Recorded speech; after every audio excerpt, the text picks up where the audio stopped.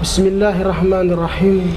Assalamualaikum warahmatullahi wabarakatuh. Waalaikumsalam warahmatullahi wabarakatuh. Alhamdulillah, alhamdulillahirabbil alamin. Hamdan li rabbi khussana bi Muhammadin wa anqadana bihi min dhulmatin wa dayajih.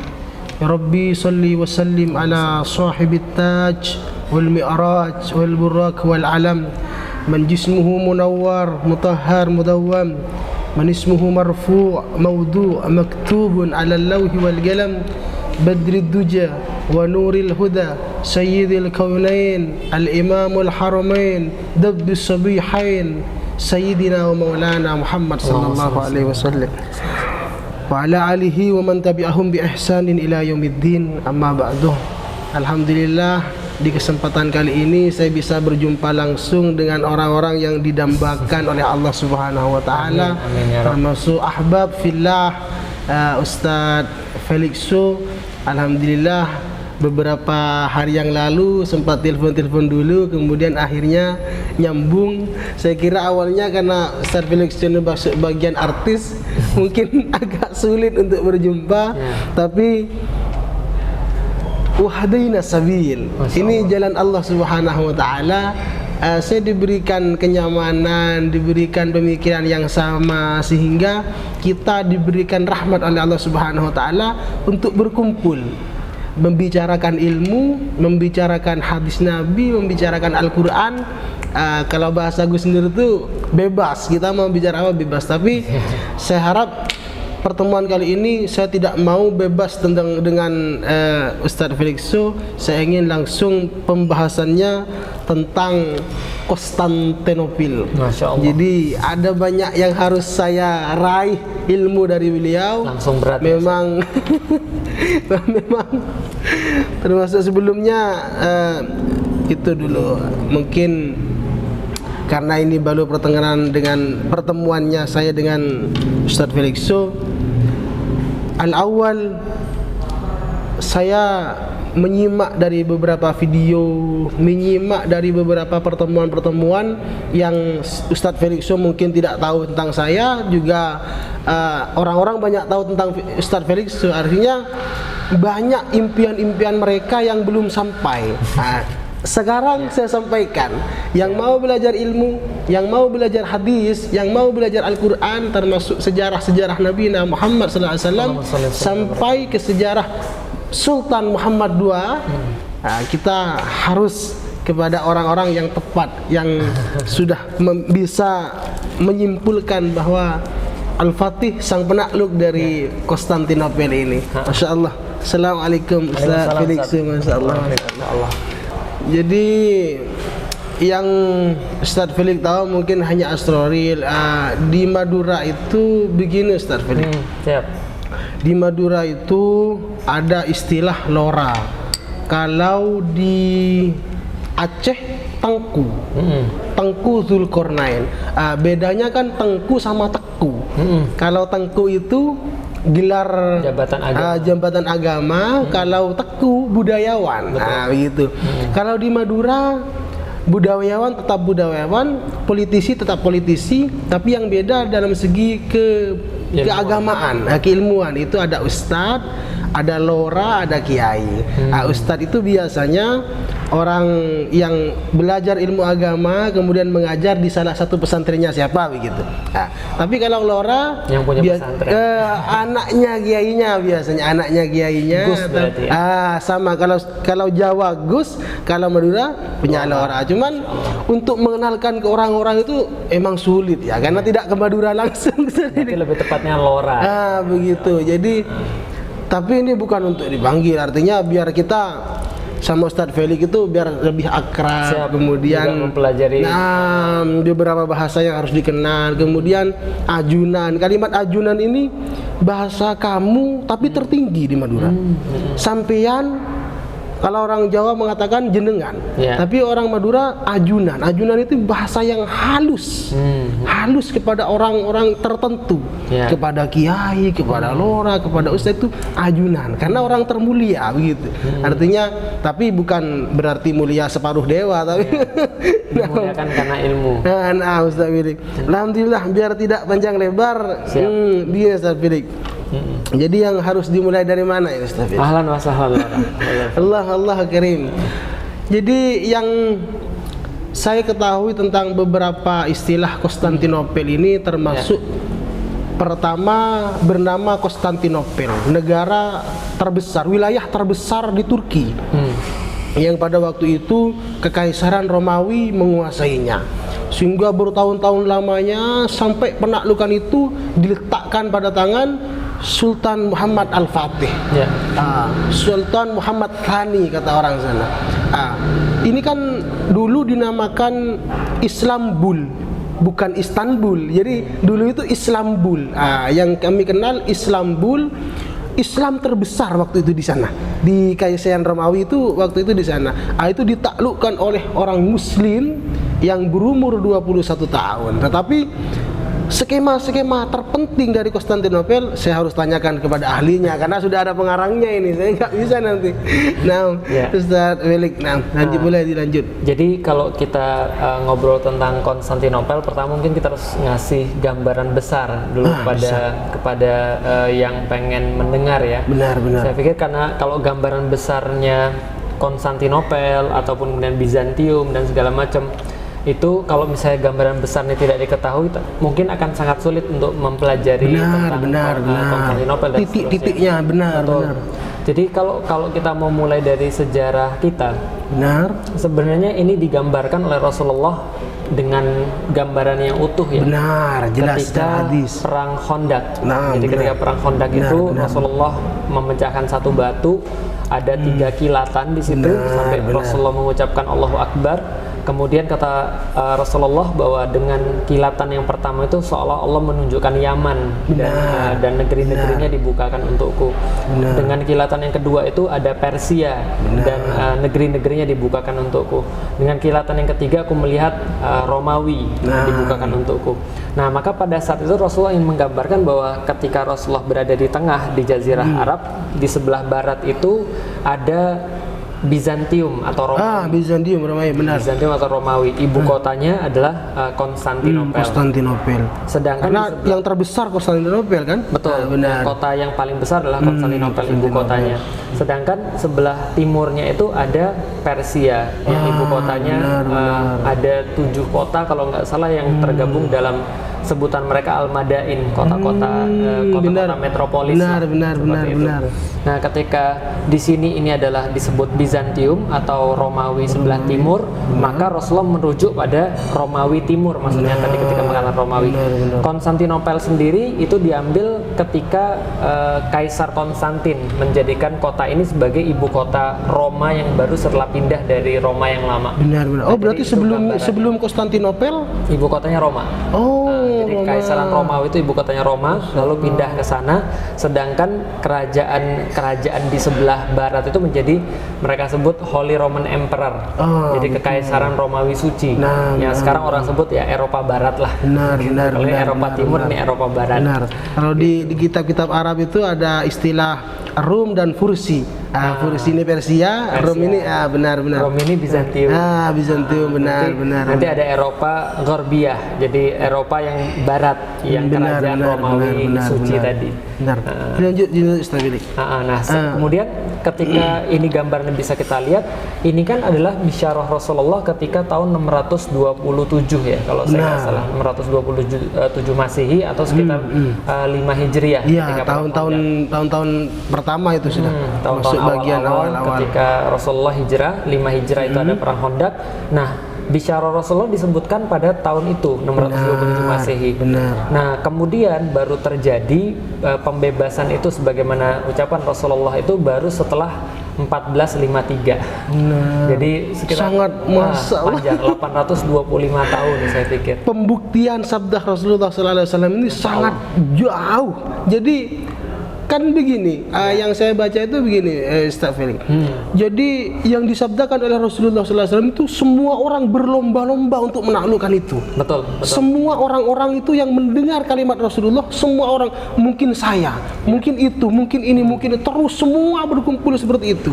Akhirnya kok tahu-tahunya kok bisa sampai ke Sultan Muhammad Al-Thani ini bentuknya kita harus kaji dari awal siapa mbah-mbahnya. Kemudian juga Ustaz Felix, dari hadis itu juga sudah sangat menarik ya. Benar, hadisnya kan Rasulullah Shallallahu Alaihi Wasallam itu bersabda, la tuftahannal Konstantiniyah, wala ni'mal amiruha, wala ni'mal jaishu, zalikal jaish. Jadi akan dibebaskan kota Konstantinopel, dan kalau dibedah kata-kata la tuftahanna itu, ini kan sebuah kata yang juga sangat menarik sekali. Tidak hanya Rasulullah katakan tuftaha misalnya, tapi menggunakan penjelas-penjelas dan apa ya, semacam kayak penguat-penguat. Ada lam di situ, ada nun di situ, dirangkai dengan fi'il mudhari yang majhul gitu kan ya, sehingga itu seolah-olah menarik bagi siapapun untuk kayaknya saya nih, seperti yang tadi Laura sampaikan. Dan semua orang pengen untuk menjadi orang yang dimaksud karena saking kuatnya berita ini. Dan apalagi ada kemudian efek di sananya, fala ni'mal amiruha, ada sebaik-baik pemimpin adalah pemimpinnya, wala ni'mal jaishu zalikal jaish, sebaik-baik pasukan juga pasukannya. Maka yang paling awal mengambil bisyarah ini adalah Yazid bin Muawiyah. Jadi dia adalah anaknya Muawiyah. Ketika yang merongrong waktu itu. Iya, ketika Muawiyah selesai permasalahannya dengan Ali bin Abu Thalib, kemudian mendirikan kekhilafan Umayyah, maka anaknya kan yang pertama kali melanjutkan adalah Yazid bin Muawiyah. Yazid bin Muawiyah ini kemudian memberikan sebuah kayak pengumuman siapa yang mau ikut ke dalam pembebasan Konstantinopel, yang menyambut nggak tanggung-tanggung veteran perang Badar, yaitu adalah Abu Ayyub Al-Ansori. Itu orang-orang yang terkemuka. Iya, betul. Baru sahabat kemudian ikut ke situ. Lalu kemudian setelah itu ketika mereka nggak berhasil, dilanjutkan oleh Maslamah bin Abdul Malik ketika masanya Umayyah juga. Kemudian dilanjutkan lagi oleh Harun al-Rasyid dan seterusnya. Tapi terus-menerus ini usahanya belum membuahkan hasil. Belum membuahkan hasil apa yang disabdakan Rasul. Betul. Sampai kemudian kekhilafan Umayyah tidak bisa, dan kita tahu pada masa kekhilafan Abbasiyah itu kan jihad agak sedikit menurun.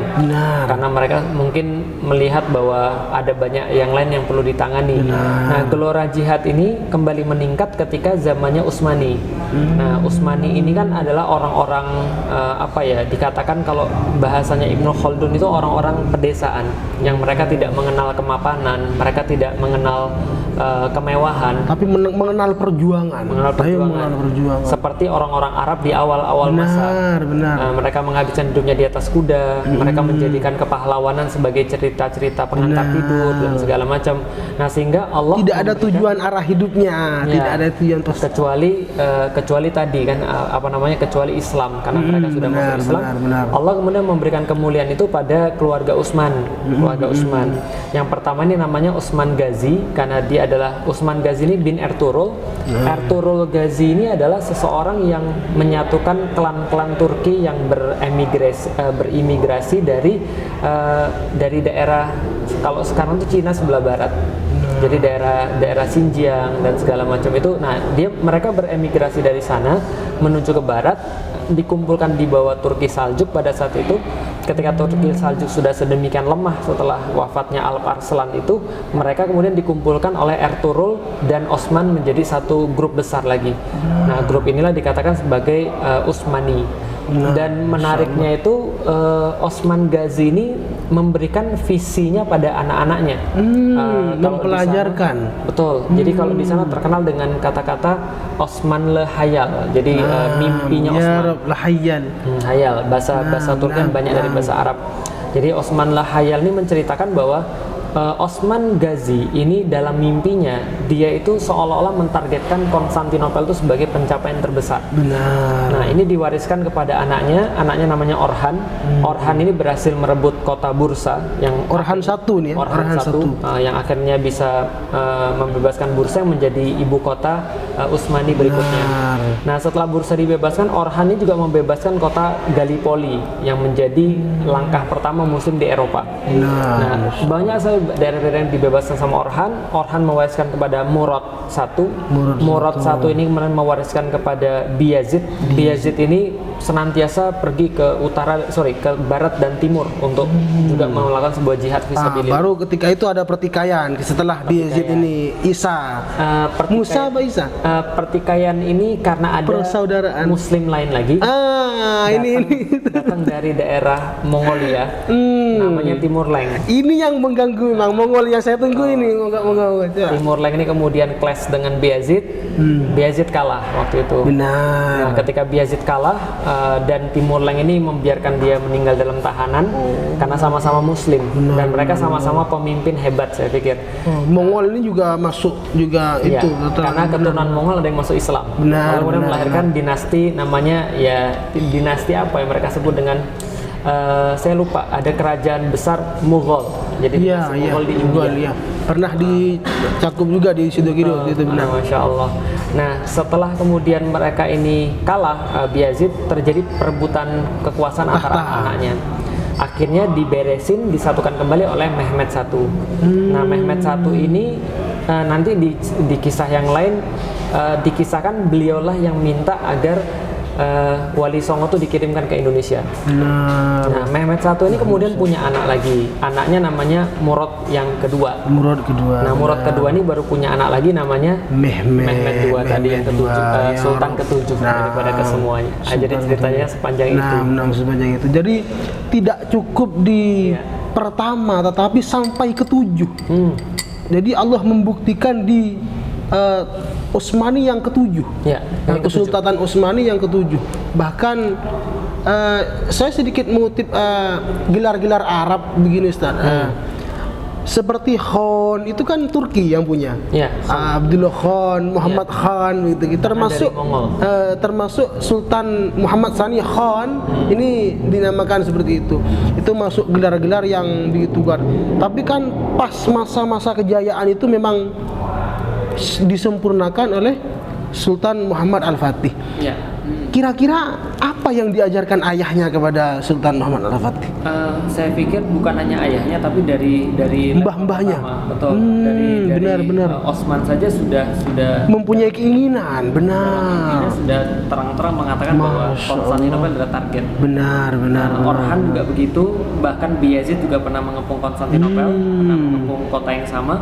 Murad juga pernah mengepung kota yang sama, dan itu diteruskan sampai kemudian Muhammad Al-Fatih. Tapi kalau dirinci apa sih yang diberikan oleh Muhammad Al-Fatih, itu yang kemudian saya rangkum menjadi 3 aspek.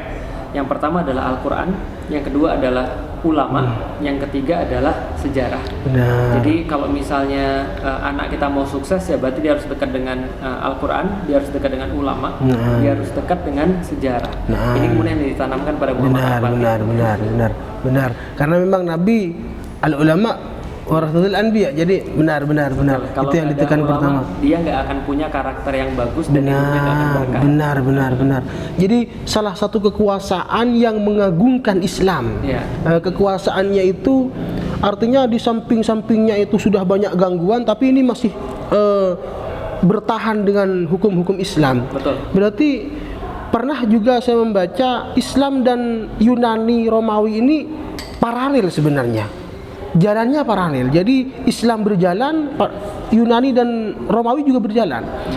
Tapi lagi-lagi ini bertahun-tahun belum selesai. Sedang Islam sudah selesai 22 tahun. Sudah selesai oleh Nabi Muhammad. Ekonominya, ilmunya, kemudian semua. Al-yawma akmaltu lakum dinakum wa itu termasuk bagian penyempurnaan waktu itu. Jadi setelah terbukti ketika diajarkan oleh Murad II kepada Mehmed II, yang terjadi pertama penaklukannya sebelumnya dalam hal apa ditarik dari dagang apa gimana? Jadi kalau ketika kalau kita bicara tentang 7 generasi tadi, sebenarnya yang dilakukan oleh pendahulunya itu sudah sangat luar biasa. Jadi kalau kita lihat di peta sejarah itu Utsman itu sudah berhasil untuk mengelilingi Konstantinopel, baik dari Eropa ataupun dari Asia, semua sudah berhasil dikelilingi. Nah, sehingga saya pikir itu sudah menjadi modal yang sangat kuat bagi Muhammad Al-Fatih. Yang kedua, dari segi pasukan itu kita tahu bahwa Muhammad Al-Fatih tidak berdiri sendiri. Dia dibawa ke Khilafah Abbasiyah. Maka karena itulah ketika dia menulis surat kepada khalifah, dia meminta bantuan, khalifah memberikan izin. Karena itulah dia bisa mengendalikan orang-orang yang ada di Tripoli, yang ada di daerah-daerah pantai-pantai Mediterania, daerah-daerah Suriah yang sekarang, daerah-daerah seperti Tripoli, terus Dimyat dan segala macam yang dekat Mesir, untuk membuatkan kapal-kapal bagi dia. Secara politis kekuatan mereka sudah sangat seimbang sekali. Dan akhirnya Muhammad Al-Fatih tinggal melengkapi semua itu dengan pasukan, lalu kemudian secara militer membuat benteng-benteng, sehingga ya rencana itu menjadi rencana yang bagus. Benar. Kan setelah terpecahnya kemudian pemenangan pasukan dipimpin oleh Muhammad Sultan Al-Fatih ini kan kemudian perdagangan di tengah laut itu kan berhenti. Karena Eropa. Karena waktu itu yang dipotong itu adalah Selat Bosforus. Betul. Yang dipotong Selat Bosforus, sehingga perdagangan dari Laut Hitam menuju kepada Laut Mediterania, Laut Hitam ke Laut Putih kalau benar. Itu menjadi terputus. Tapi faktor yang paling besar bukan memutus hanya dagangan, tapi memutus juga jalur militer. Karena di Laut Hitam itu kan orang-orang Kristen semua, orang-orang Kristen Latin. Berarti dipecah di sini. Dipecah di sini supaya tidak ada gerakan ekonomi, militer ataupun gerakan apapun, sehingga nggak ada bala bantuan ke situ. Karena kan kalau terjadi penyerangan kan, pertama orang tuh bisa bertahan karena kekuatan militer, yang kedua karena kekuatan ekonomi, yang ketiga karena kekuatan logistik. Nah, semua itu dipotong sama Muhammad Al-Fatih di situ. Masya Allah.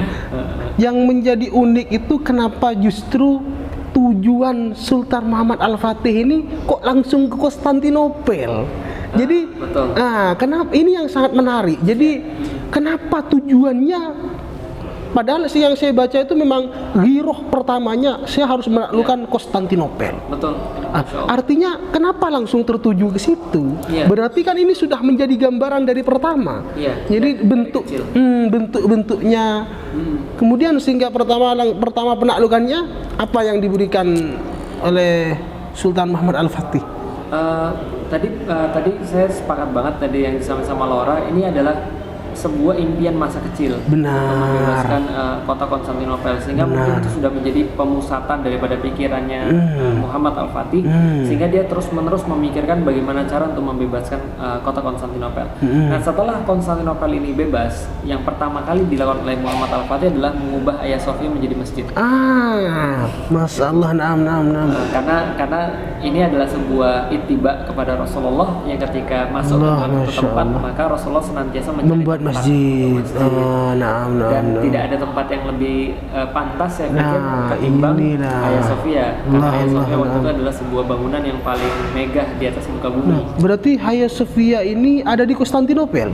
Ada di Konstantinopel. Masya Allah. Dan tempat paling megah di atas muka bumi kan. Benar. Berarti yang dulu pertama masjid kemudian dijadikan gereja. Awalnya itu adalah gereja Ortodoks. Pertama gereja Ortodoks. Kemudian ketika Bizantiumnya bubar, berarti kan ini otomatis menjadi pihak kekaisaran yang mengatur. Betul. Menjadi sebuah propertinya Utsmani. Benar. Dan Muhammad Al-Fatih mewakafkan itu. Jadi Muhammad Al-Fatih mengatakan bahwa ini adalah properti saya pribadi. Ada yang mengatakan bahwa dia membelinya daripada orang-orang setempat, walaupun datanya perlu digali lagi. Tapi yang jelas adalah sampai sekarang Hagia Sophia tercatat sebagai wakafnya Fatih, wakafnya Sultan Fatih. Nah, setelah mewakafkan kemudian Hagia Sophia, maka jadilah sebuah masjid. Alhamdulillah. Nah, ketika kemudian masjid, baru kemudian yang lain ditata, baru ekonomi, baru kemudian masalah kependudukan, baru masalah tanah dan segala macamnya. Maka salah satu gebrakan dia yang paling besar dalam masalah ekonomi adalah membuat mall pertama di dunia. Namanya Grand Bazaar. Itu adalah sebuah mall yang pada masanya Fatih itu dikhususkan untuk menghidupkan perputaran ekonomi yang lagi jatuh karena setelah pembebasan. Jadi dia membuat satu mall sekitar 3.000 sampai 4.000 orang penjual di dalamnya. Allah kirim. Jadi inilah yang ini kan bentuk kepemimpinan Muslim. Jadi indahnya itu pekerja sendiri membuat buat sendiri mall itu. Sedangkan di negara ini belum ada, artinya negara ini tidak menghasilkan gitu. Tidak ada mall milik sendiri yang sehingga kita itu bekerja di dalamnya, sehingga kita banyak yang keluar negeri dan semacamnya. Jadi benar, oke. Pertama masjid, kemudian mall karena ini pusat perdagangan dan perekonomian juga. Kemudian setelah itu di beberapa buku tentang Muhammad Al-Fatih, mereka punya julukan setelah Muhammad Al-Fatih menaklukkan Konstantinopel. Jadi selain julukan Fatih itu mereka sebut dengan Abul Khair. Abul Khair. Sultan Muhammad Al-Fatih. Jadi kenapa disebut dengan Abul Khair? Karena beliau banyak mendirikan dari wakaf Fatih itu, banyak mendirikan Darul Aitam, kemudian mendirikan madrasah banyak sekali, kemudian mendirikan beberapa tempat-tempat pemandian umum, memperkenalkan beberapa maktabah kepada para rakyat umum dan seterusnya. Untuk kemudian tadi mensejahterakan umatnya yang ada di situ. Pasca penaklukan Konstantinopel itu kan populasinya drop sekali. Populasinya Konstantinopel itu sebelum pembebasan itu sekitar 70.000 kalau saya nggak salah. Tapi normalnya itu sekitar 500 sampai 700.000. Berarti di luar nalar. Bagaimana Fatih bisa menaikkan lagi dari populasi 50.000 ini menjadi 700.000 bahkan lebih? Masya Allah. Caranya adalah dengan seperti itu tadi, membangun kota terbaik di dunia saya. Dan itu terbaiknya memang difungsikan dari, bahkan yang saya dengar ini bukan hanya ibu kota waktu itu, bahkan Islam terbesar di sini. Di kawasan ini Islam terbesar, bahkan pernah dinamakan kota Islam karena setelah Fatih menaklukkan ada beberapa teori. Kenapa sih namanya dari Konstantinopel menjadi Istanbul? Benar. Teori pertama itu orang-orang Turki bilang bahwa orang-orang Turki itu senang untuk menyingkat sesuatu. Maka contohnya ketika kota Nisea atau Nikea itu ditaklukkan, mereka menjadikan kota itu sebagai kata Iznik karena dari kata Nikea. Benar. Nah, sama seperti Istanbul itu dari Konstantin Istinye Istanbul dan segala macam. Tapi sebenarnya ada teori yang lebih bisa dipercaya, karena ada beberapa sejarawan mengatakan bahwa Fatih dulu mengatakan biarlah kota ini penuh dengan Islam. Dalam bahasa mereka Turki Persia disebut dengan Islambol. Islambol itu kemudian menjadi guna pendengaran manusia jadi Istanbul. Benar. Jadi Istanbul kalau bagi orang Jawa jadinya Stambul. Jadi ada singkatan juga, kemudian ada makna di balik itu. Yang paling unik di balik Konstantinopel ini sebenarnya ada rahasia-rahasia apa yang perlu diambil dari umat muslim, Ustaz? Saya pikir pertama pertama kita bisa melihat bahwa ada ulama yang pernah nyampein ke kita bahwa Konstantinopel itu termasuk tanah riba. Karena Rasulullah mention itu dalam kata-kata beliau. Mimpi Rasulullah SAW dan bahkan dinyatakan langsung oleh Rasulullah SAW. Bahwa Rasulullah mengatakan la tuftahanal Konstantinia, itu berarti ini adalah ajakan Rasulullah bahwa ini adalah tanah ribat bagi kalian. Benar. Sebagaimana Rasul juga mention beberapa tanah-tanah yang lain yang lebih khusus seperti Yaman, seperti Madinah, seperti Syam dan segala Mekah dan segala macamnya. Nah, jadi ini termasuk adalah tanah yang mulia. Yang berikutnya kalau kita lihat Konstantinopel ini, dia menjadi sebuah tempat yang sangat penting karena secara geopolitik siapapun yang menguasai daerah itu bisa dianggap bahwa dia memegang antara Eropa dan Asia. Maka ini kan menjadi kota yang sangat penting sekali karena dia menguasai Selat Bosphorus di situ. Saya sepakat justru dengan hadis yang faida qataltum fa ahsinu. Ini jadi saya sepakat. Berarti sangat-sangat dilakukan apa yang diperintahkan oleh Nabi Muhammad SAW, sehingga Sultan Muhammad Al-Fatih ini menggunakan pertama ibu kota yang besar, yang menjadi tujuan itu pertama. Fa'ahsinu artinya dia mengambil kepalanya. Kalau sudah kepalanya kena, barusan kita ngobrol-ngobrol sebentar, ada orang-orang suruhan pemerintah, ada orang-orang yang memang dicetak seperti itu, tapi yang harus kita lawan itu bukan anak buahnya, justru kepalanya. Sultan Al-Fatih ini langsung ke pusatnya. Jadi Masya Allah, kalau sudah pusatnya kena, apalagi yang lain-lain. Ini benar. Dan itu menggegarkan Eropa. Jadi pembebasan Konstantinopel menggegerkan seluruh Eropa dan menjadi sebab kebencian Eropa sampai dengan sekarang. Walaupun mungkin mereka tanpa sadar, walaupun ada yang sadar juga ya, mengatakan bahwa pembebasan Konstantinopel ini menjadi awal daripada pencerahan di Eropa, sehingga muncul Renaissance itu yang kita kenal. Karena mereka sudah mulai tercerahkan dengan pemikiran Islam, mereka jadi tahu bahwa orang-orang tuh ketika lahirnya setara, sehingga tidak mesti untuk tunduk pada hukum raja. Karena pada saat itu kan raja kan pokoknya dia bertitah apa saja seolah-olah itu adalah sebagai sebuah firman Tuhan. Sedangkan waktu itu gereja mendukung para yang punya uang, itu adalah para raja. Nah, sehingga rakyat-rakyat sengsara pada saat itu. Nah, karena mendewakan raja. Betul. Ya, jadi kalau kita bicara tentang Konstantinopel itu, maka tidak sedikit juga orang-orang sejarawan Eropa yang menyadari itu, bahwa 1453 itu menjadi kunci bagi masuknya pemikiran Islam untuk mencerahkan Eropa yang akan membuat Renaissance. Masya Allah, benar-benar. Tapi kalau dikutip-kutip lagi Ustaz, banyak termasuk berita-berita yang tersebar sekarang, terjadinya dikembalikannya Hagia Sophia kepada masjid ini merupakan inilah ancaman ortodok, inilah kemudian orang-orang itu mengatakan ancaman seperti Paulus tidak terima akan menjadi akibat kepada Turki. Ini memang sangat jelas. Jadi ketika Islam itu sudah berjaya, mereka pasti tidak ridho. Jadi Al-Quran sangat benar-benar menggambarkan itu, begitu. Ya, jadi karena itulah kita bisa lihat bahwa itu pertama adalah mungkin karena mereka lupa sejarah sendiri, benar tidak pernah mempelajari. Saya juga ketika saya membuat satu konten tentang Hagia Sophia, itu orang-orang pada protes, orang-orang Kristen pada protes. Mereka mungkin nggak ngerti ya kalau dulu itu Kristen nggak satu. Banyak. Yang terjadi di Hagia Sophia itu adalah Kristen Ortodoks, sementara Kristen yang sekarang Kristen Katolik. Dan kalau mereka mau lihat pada sejarah, Kristen Katolik itu pernah menjadikan Hagia Sophia sebagai kandang kuda. Bahkan ada yang menyebutkan literasi sebagai kandang babi.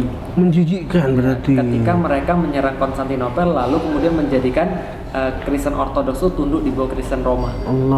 Jadi ya itu sejarahnya. Jadi kalau sekarang kalau ada orang Katolik protes dengan Hagia Sophia menjadi masjid lagi, itu adalah sebenarnya kita harus mengingatkan bahwa kami hanya memuliakan tempat itu untuk memuja kepada Tuhan. Sedangkan kalian ketika menguasai itu Hagia Sophia justru menjadikan itu sebagai tempat untuk binatang. Maka siapa agama yang lebih rahmah? Jadi saya justru kemarin sempat vet teman-teman untuk beberapa kalangan dari orang-orang optimis Madura, kemudian aktivis, termasuk lora-lora muda. Saya ingin ketemu dengan Ustadz Felix gitu. Saya kurang sebegitu itu katanya.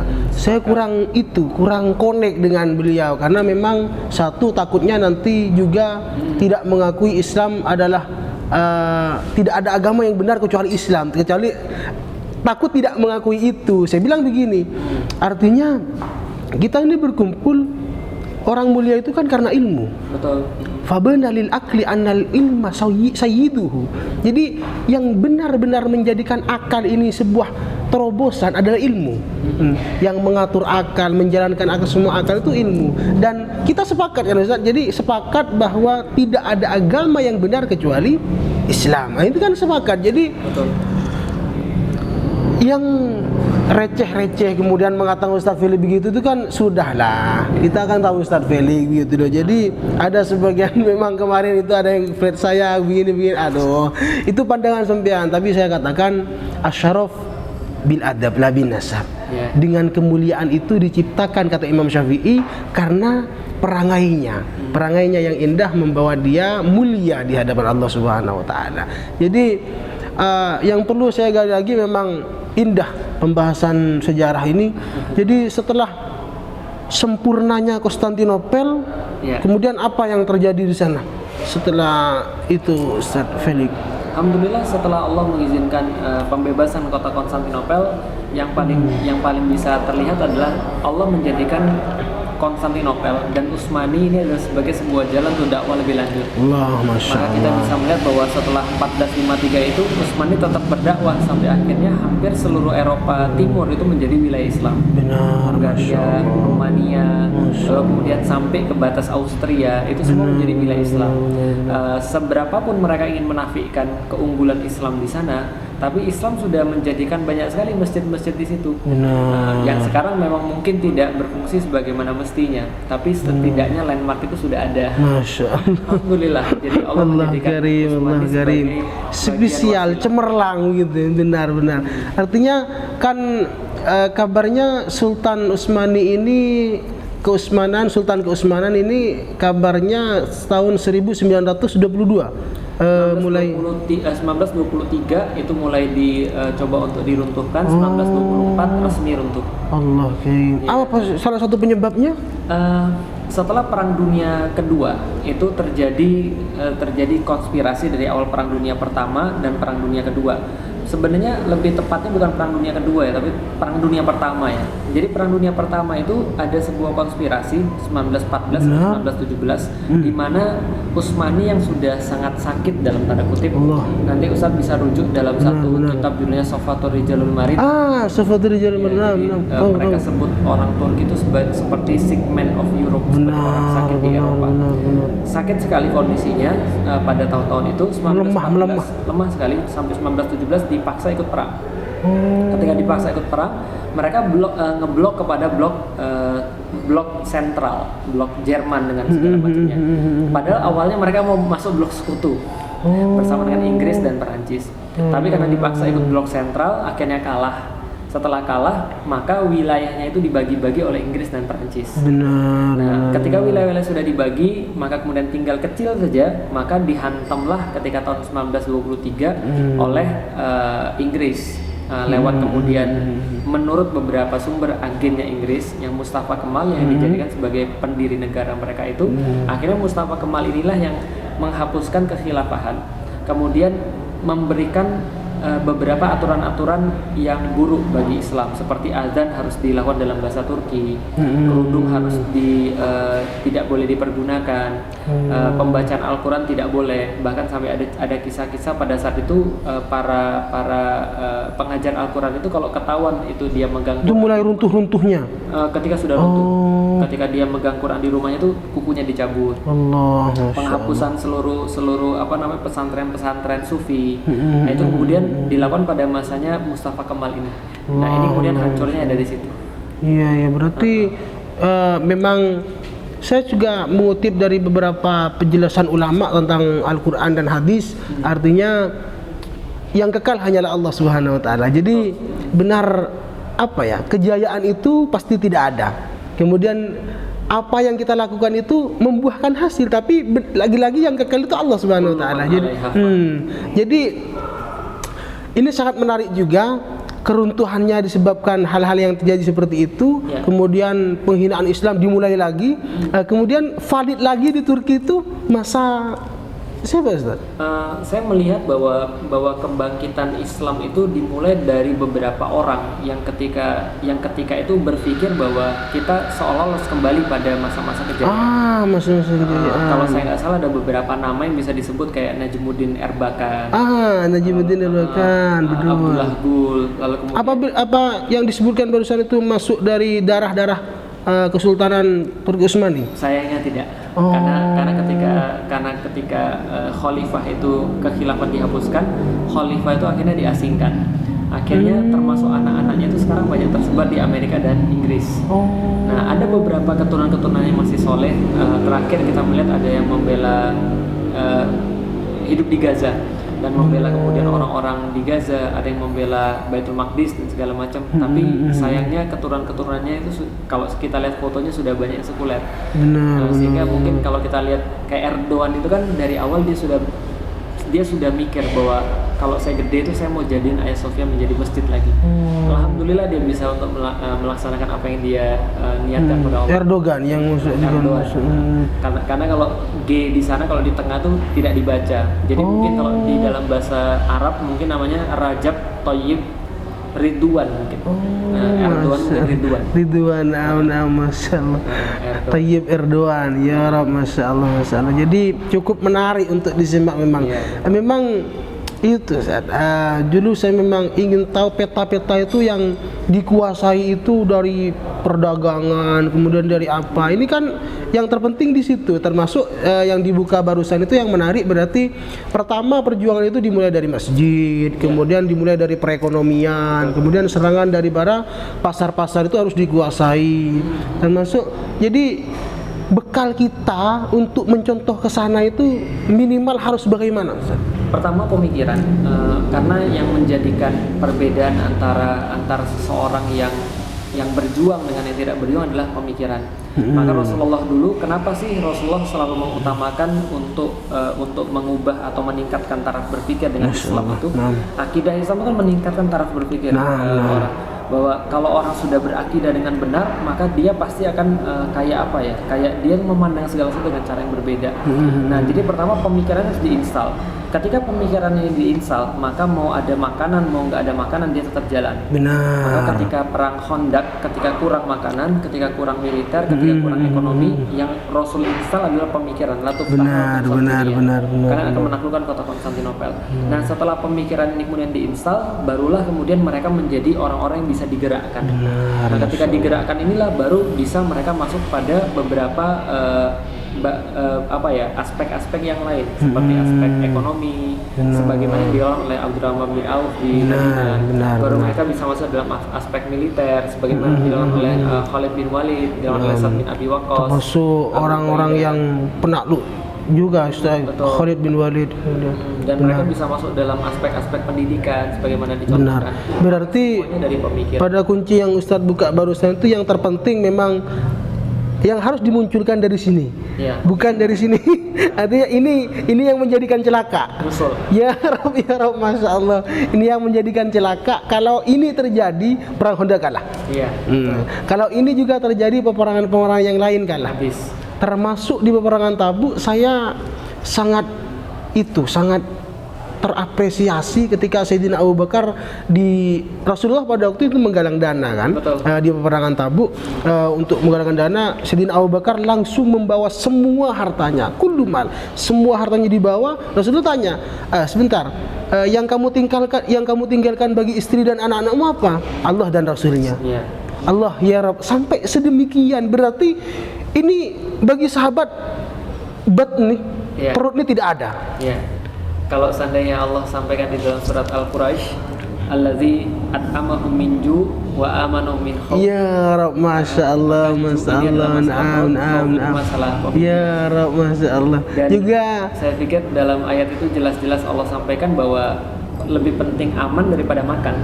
Karena kalau ada makanan terus orang nggak merasa aman, ya dia nggak akan makan. Iya, juga memang banyak yang terjadi sehingga memang sahabat itu mencontoh kepada Nabi agar kita tidak langsung memakan makanan itu. Kemudian Rasulullah kan juga pernah diracun dari makanan. Jadi sangat menarik. Apa bekas-bekas peninggalan yang sampai sekarang ada di Konstantinopel ini, Ustaz? Banyak dan sangat banyak sekali, karena orang ada satu pepatah, saya lupa siapa yang menyampaikan, ada satu pepatah bahwa Al-Quran itu diturunkan di Jazirah Arab, atau mereka katakan Al-Quran diturunkan di Makkah, lalu dibacakan di Mesir, lalu ditulisnya di Utsmani, atau diturunkan di Makkah, dituliskan di Kairo, kemudian dibacakan di Istanbul. Dituliskan di Istanbul. Jadi artifak-artifak Islam itu sudah bentuk nyata ketika ada di Utsmani.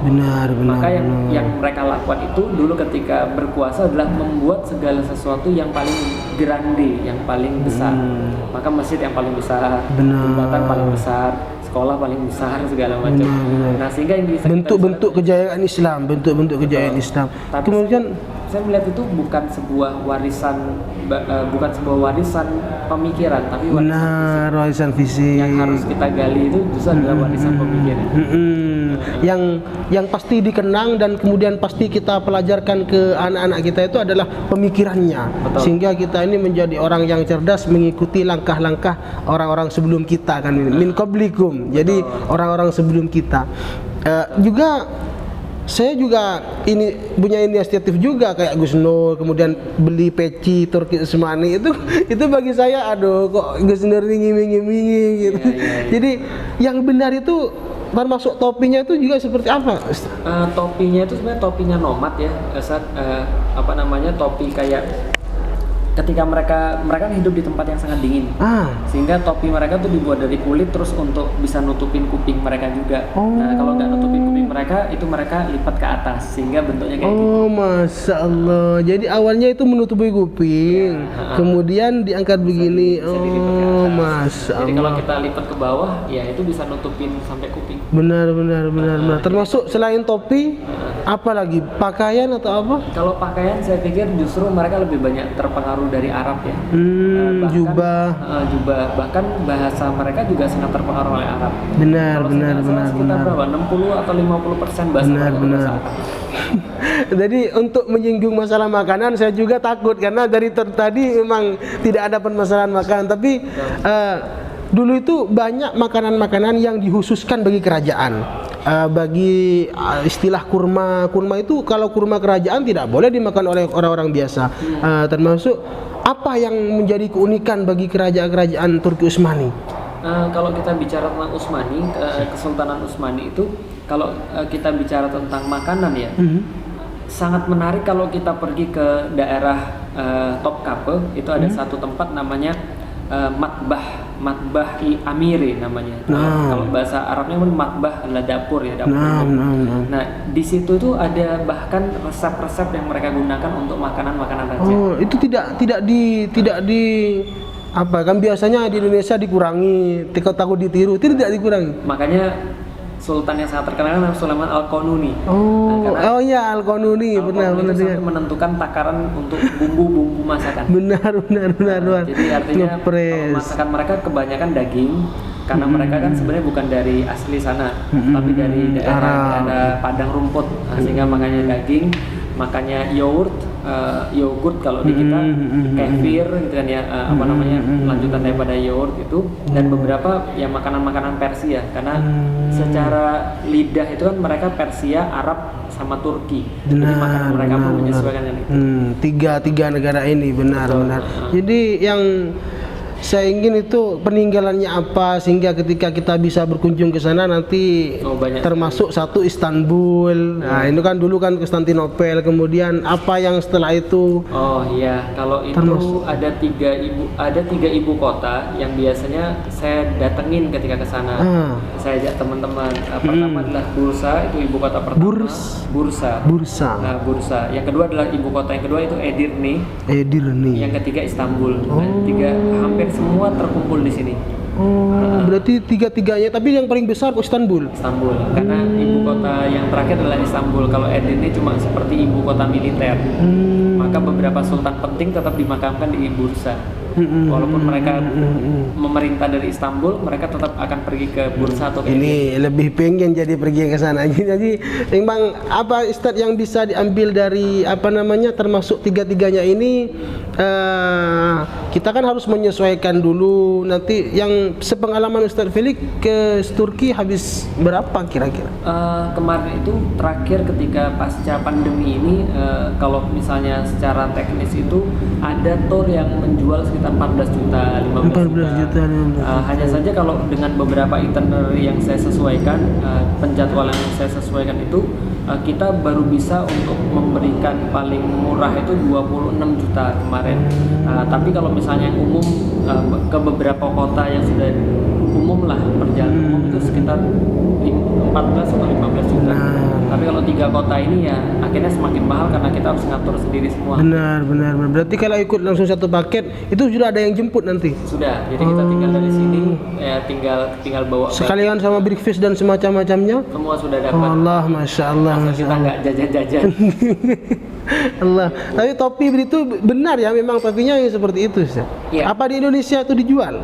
Di Indonesia ada, saya lihat ada beberapa yang akhirnya sudah mulai menjual karena maraknya apa namanya? Ya, sedang marak. Iya, benar. Akhirnya di Indonesia sudah ada yang membuat apa semacam kayak model-model kayak gitu sudah berikut juga cincin dan segala macam mereka buat merchandise semua. Benar. Jadi alhamdulillah sekarang wawasan saya sudah terbentuk jelas dengan Ustaz Felixo tentang Konstantinopel, termasuk ini karangan beliau.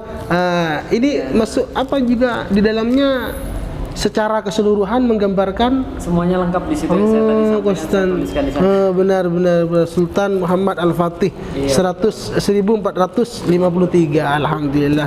Jadi memang perlunya sejarah itu kadang saya begini, Ustaz. Saya berpikir ketika sejarah ini tidak ditulis, bagaimana anak-anak kita mengenalnya? Betul. Kemudian secara runtun, ketika memang penulisannya secara Indonesia, misal, ini kan lebih dipahami, lebih diresapi sebagaimana mestinya. Seperti video kemarin saya lihat Al-Eldur itu sangat menarik kayaknya mendengarkan Ustaz Felix ini memberikan skema Konstantinopel. Tapi memang haluan saya, pikiran saya itu selalu di umur 21 loh ini. Ya, makanya. Ini maksudnya yang saya Masya Allah di umur 20. Kita ini umur 21 sudah lebih nih. Iya, betul. Tidak ada penaklukan, tidak ada apa. Iya, Masya Allah. Berarti ilmu kemiliteran itu sangat dialami sejak kecil berarti. Iya, jadi mereka ada menyebut sebagai sakofatul salatin. Jadi ada beberapa sakofa yang mereka utamakan ketika menjadi seorang penguasa. Salah satu adalah sejarah, lalu kemudian ilmu Quran sudah pasti, lalu kemudian ada geografi, mereka mempelajari peta, mereka juga mempelajari ini harita. Mereka mempelajari bahasa, mereka juga mempelajari misalnya apalagi misalnya kemiliteran, ilmu-ilmu terapan praktis dalam kemiliteran, dan sakofa itu adalah sakofa yang memang wajib bagi para sultan, sehingga mereka ketika mulai untuk menjadi sultan mereka mengetahui itu semua.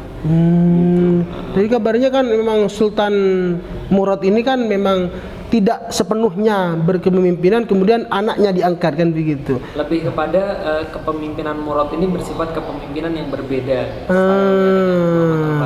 Murad ini diceritakan bahwa dia sangat lembut, sangat alim. Bahkan dari beberapa kitab yang saya dapat, beliau itu juga sekaligus menjadi penerjemah daripada Sahih Bukhari dan Muslim. Dan bahasa Arabnya cukup lumayan di antara para sultan-sultan yang lain.